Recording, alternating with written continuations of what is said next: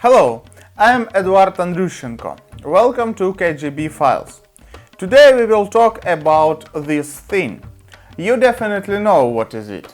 Indian incense sticks are sold in any oriental store and used for religious rituals, meditations, or just to create a pleasant scent.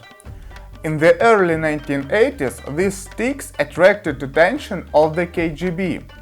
The management of the Ukrainian office of the security agency even addressed a message about them to the party leaders of the republic.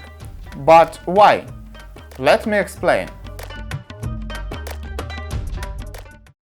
In 1971, famous Indian spiritual teacher Srila Prabhupada visited Moscow and met the first Soviet citizen who joined his religious organization, International Society for Krishna Consciousness. In subsequent years, the Hare Krishna movement in the USSR developed, finding supporters in dozens of cities.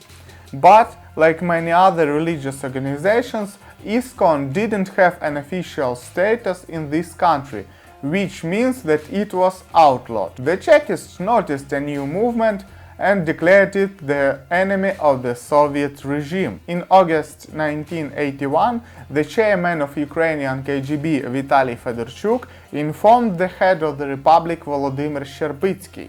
By spreading these mystical ideas of Krishnaism, the enemy is trying to tear individual Soviet people, especially young people and intellectuals, from participating in public life, to raise doubts in the correctness of the policies of the Communist Party of the Soviet Union and the Soviet government, and to direct the youth's efforts to search for mystical ideas. The involvement of Soviet citizens in the so-called Hare Krishna membership is a new sophisticated form of ideological sabotage of the enemy. Obviously, the enemy was the West. The KGB emphasized that ISKCON was created in New York and was mostly developed in the United States and Western Europe. And now back to our sticks. In 1981, a large batch of them came from India to a warehouse in Moscow and was distributed for sale in major Soviet cities. 95,000 packages were sent to Ukraine.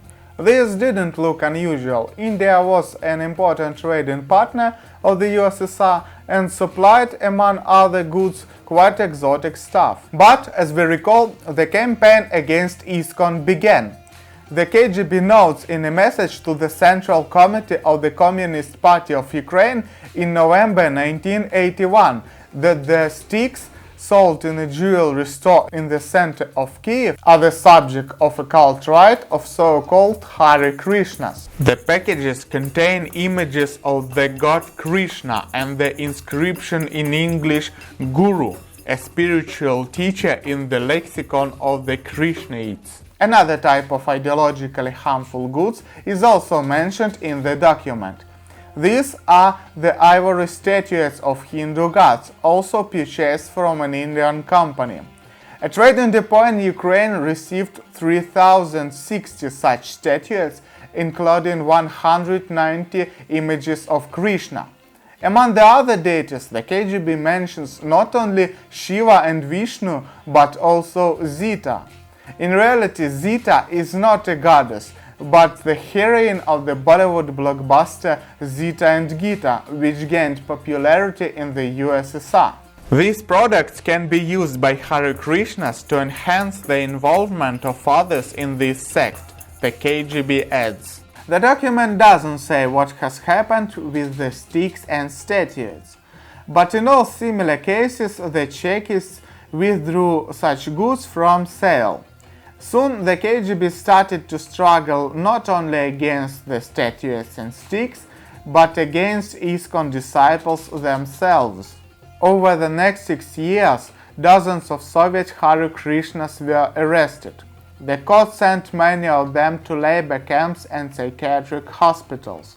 Recognition of insanity and compulsory treatment was one of the methods of suppressing dissident movement in the USSR. Only during the years of perestroika the persecution of the Hare Krishnas stopped, and ISKCON was legalized in the Soviet Union.